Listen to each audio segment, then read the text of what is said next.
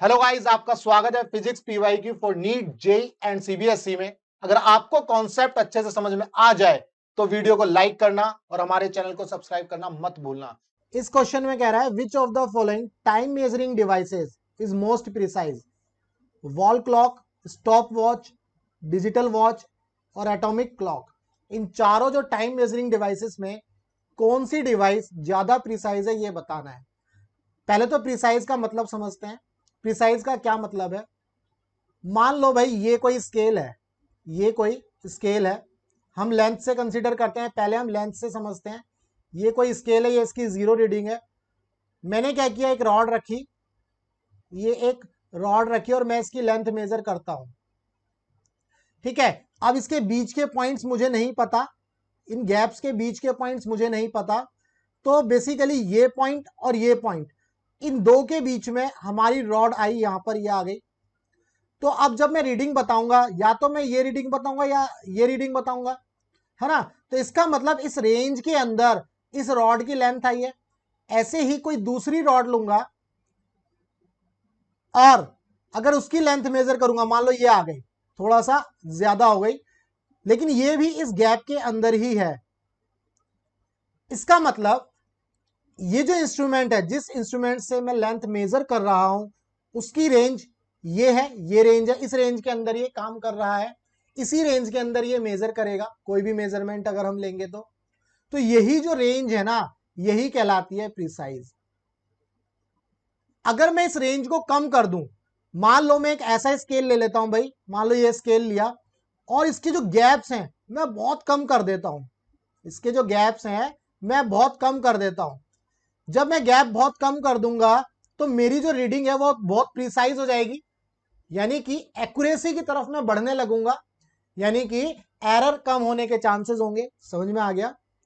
तो अगर इंस्ट्रूमेंट मेरा ज्यादा प्रिसाइज होगा, अगर मेरा इंस्ट्रूमेंट ज्यादा प्रिसाइज होगा तो एरर होने के चांसेस कम होंगे, रिजल्ट एक्यूरेट आने के चांसेस ज्यादा होंगे। क्लियर है? तो ये है प्रिसाइज, यानी कि इस जैसे इस इंस्ट्रूमेंट के अंदर जो रेंज है आप देखो बहुत कम है ना। रेंज क्या है? बहुत कम है। अगर इसके लिए मैं बात करता हूं रेंज, मान लो ये 2 है, इसकी बात करता हूं रेंज 1, तो रेंज 1 जो है ज्यादा है रेंज 2 से। इसका मतलब ये जो इंस्ट्रूमेंट 2 है ये ज्यादा प्रिसाइज है देन इंस्ट्रूमेंट 1 के। क्लियर है? तो हमारा जो इंस्ट्रूमेंट 2 जिससे हम लेंथ मेजर कर रहे हैं ये ज्यादा प्रिसाइज है। क्लियर है? अब इसको टाइम में कंसीडर करते हैं भाई, इस चीज को यहां समझने की कोशिश करते हैं। जो आपको सेकंड का हैंड होता है, ये हमारा सेकंड का हैंड होता है। सेकंड का हैंड वॉल क्लॉक के अंदर सबसे मिनिमम टाइम क्या मेजर कर सकता है? 1 सेकंड। सबसे कम टाइम क्या मेजर कर सकता है? 1 सेकंड। तो 1 सेकंड के गैप पर ही टाइम मेजर करेगा, है ना। बाकी के जो गैप्स है मतलब इसके बीच में ही मेजर करेगा। और अगर इस 1 सेकंड का जो बेसिकली सेकंड का अगर हैंड इधर आ जाता है बीच में तो आप टाइम नहीं बता पाओगे। क्लियर है? तो इसका मतलब इसके अंदर जो गैप्स है वो ज्यादा है ना। गैप ज्यादा है। मान लो ये आया सेकंड का हैंड, तो आप यहां पर टाइम नहीं बता पाओगे। क्लियर है? तो यहां एरर होने के चांसेस ज्यादा है। तो इसका मतलब क्या है कि ये वाला जो इंस्ट्रूमेंट है ज्यादा प्रिसाइज नहीं है। लेकिन किसके कंपैरिजन से? बात करते हैं अगला इंस्ट्रूमेंट, कौन सा? Stop watch. इसकी बात करते हैं। स्टॉप वॉच आपके फोन में भी है, घड़ी में भी होता है भाई, डिजिटल वॉचेस में भी होता है। तो ये फोन का एक स्क्रीनशॉट मैंने दिखाया है यहां पर और कुछ रीडिंग दिखाई है। इसको समझने की कोशिश करते हैं। ये जो है मिनट है, ये सेकंड, और ये क्या है? बेसिकली ये सेकंड का कुछ फ्रैक्शन है। ये क्या है? फ्रैक्शन, फ्रैक्शन ऑफ सेकंड ऐसा लिख लेते हैं। यानी कि ये सेकंड का एक और भी छोटा हिस्सा है। क्लियर है? तो जैसे इस रीडिंग में देखो भाई, ये मिनट हो गया, ये सेकंड हो गया, और ये सेकंड का क्या है? फ्रैक्शन है। तो देखो जब यहां रीडिंग आएगी पहले 1 होगा, फिर 2 होगा, फिर 3 होगा, 4, ऐसे बढ़ते बढ़ते 10 होगा। इसका मतलब अब ये 10 हो गया, फिर 11 होगा, फिर 12 होगा, ऐसे बढ़ते बढ़ते जब ये 100 हो जाएगा, जब ये 100 होगा तो यहां पर आपका 1 सेकंड हो जाएगा। जब यहां पर 100 होगा तो आपका 1 सेकंड हो जाएगा। क्लियर है? तो यहां पे 1 सेकंड हो गया।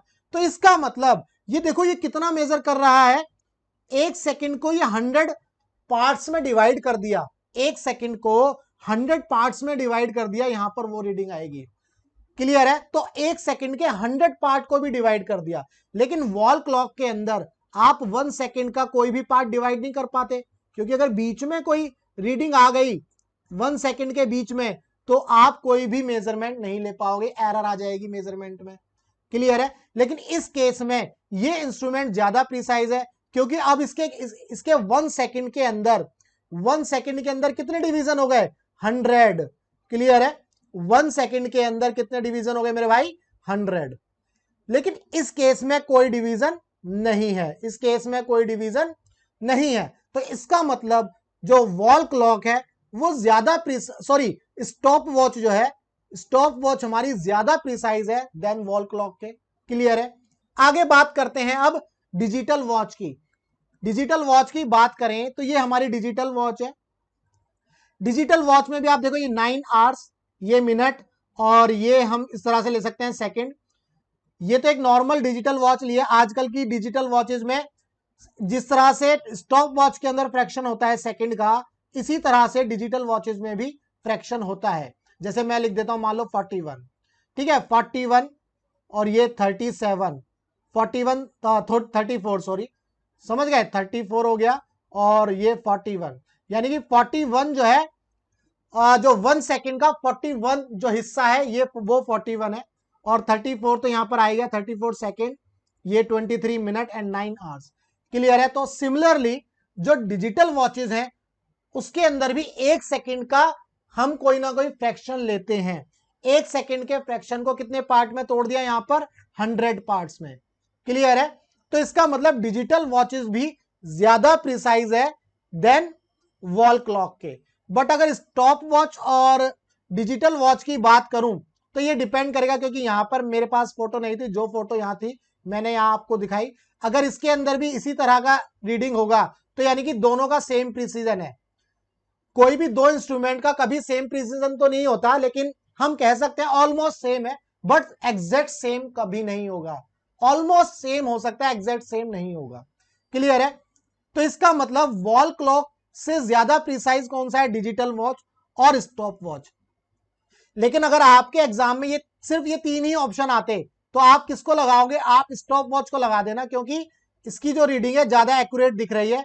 और अगर इस टाइप की रीडिंग होगी, मतलब इस टाइप का पिक्चर हो गया, आपको दिखा दिया या कोई रीडिंग दिखा दी, तो ये नहीं लगाना है। क्लियर है? अब बात करते हैं एटॉमिक क्लॉक की। अब बात करते हैं एटॉमिक क्लॉक की। अभी तक हमने 1 सेकंड को, जो वॉल क्लॉक के अंदर तो 1 सेकंड को ब्रेक नहीं किया था, लेकिन स्टॉप वॉच के अंदर 1 सेकंड को 100 पार्ट्स में डिवाइड कर दिया, यानी कि 100 पार्ट्स में ब्रेक कर दिया। अब एटॉमिक क्लॉक में हम 1 सेकंड को कितने पार्ट्स में डिवाइड करते हैं ये समझते हैं। ये देखो भाई, मजे की बात तो ये है कि ये है एटॉमिक क्लॉक की रीडिंग। बताओ भाई, यहां आएगा आपका 1 सेकंड, है ना? अब देखो कितने पार्ट्स में डिवाइड हो रहा है, 1 2 3 4 5 6 7 8 9 10 11 एंड 12। दैट मीन्स हमने 1 सेकंड को कितने हिस्से में बांट दिया? 10 की पावर 12। समझ रहे हो कितने छोटे छोटे हिस्से हो गए 1 सेकंड के? मान लो यहां से लेके यहां तक जो है 1 सेकंड है, तो इसको मैंने कितने पार्ट्स में डिवाइड किया? 10 की पावर 12। 10 की पावर 12 छोटे छोटे छोटे छोटे छोटे छोटे हिस्सों में इसको बांट दिया।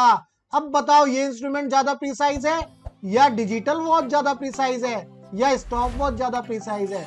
मेरे भाई यही तो इंस्ट्रूमेंट ज्यादा प्रिसाइज होगा, क्योंकि अब रेंज मैंने बहुत ही छोटी कर दी, बहुत ज्यादा छोटी, यानी कि 10 की पावर 12 जो है और भी ज्यादा छोटी रेंज हो गई 1 सेकंड के लिए। 1 सेकंड को मैंने 10 की पावर 12 हिस्से में ब्रेक कर दिया, तो रेंज और ज्यादा छोटी कर दी। इसका मतलब एटॉमिक क्लॉक ज्यादा प्रिसाइज हो गई। समझ में आ गया मेरे भाई?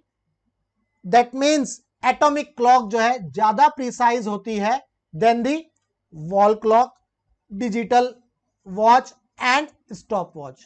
क्लियर है?